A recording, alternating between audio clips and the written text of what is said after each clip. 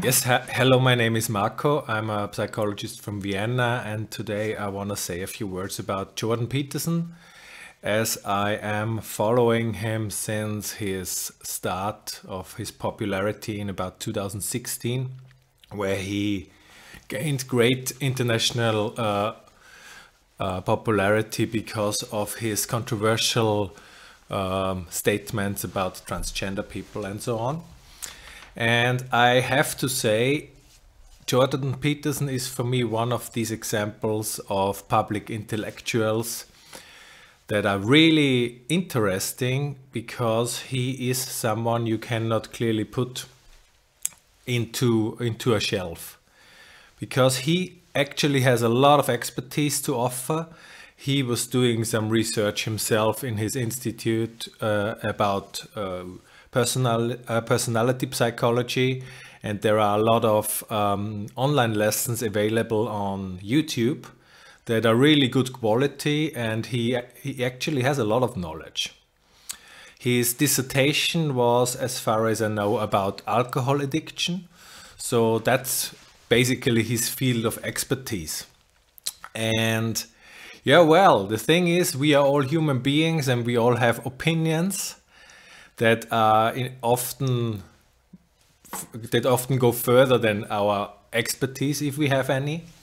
And he is a very special case here because, of course, because of his knowledge and of his expertise, and that he's a very intelligent person, people started asking him about issues and topics that he obviously doesn't have any expertise in and doesn't have any knowledge in, or no formal knowledge. He might still have acquired some knowledge due to reading and so on, but especially as an academic that he is, he should have the respect of expert knowledge, not to make the mistake to start commenting on fields that you don't have any knowledge about or on any expertise about. An example for me is the climate change discussion. Yeah. Of course, as a psychologist, I know that myself. You learn a lot of statistics. You learn about modeling, numeric modeling and so on, in order to be able to predict outcomes. And this is also a very often used method in climate science. As far as I know, I'm not an expert here, but Jordan Peterson uses his basically good understanding about statistics and about probability to also come up with his opinion about climate change. And it's just really dangerous to do that. It's just, who knows? Yeah, who knows? Let's give our scientists who are experts in a field, let's give them the best shot. Let's trust them, and let's not ask a psychologist about climate change. This is just wrong application. Don't do that. This is just wrong. And while he's doing that often, I think a really interesting example of it is his discussion with Slavoj Žižek, this Slovenian philosopher, and where he was talking about Marxism and so on. And this is again an example where Jordan Peterson was busted a bit, because he's not a political scientist, and he doesn't really know a lot of about political science.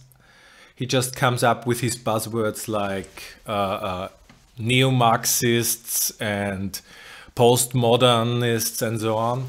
But the point is that when Slavoj Žižek asked him about who he actually meant, he was pedaling back and started his confusing game. And well, what he's actually doing is a bit of a dichotom thinking. He just tries to polarize a lot. And he's a smart guy, so he actually knows what he's doing. He does that to gain momentum and to catch a lot of attention, to push his own agenda, to push his business. You just have to look into one of his last videos where he's telling about his income. This guy makes about, I don't know, $150,000 a month or something.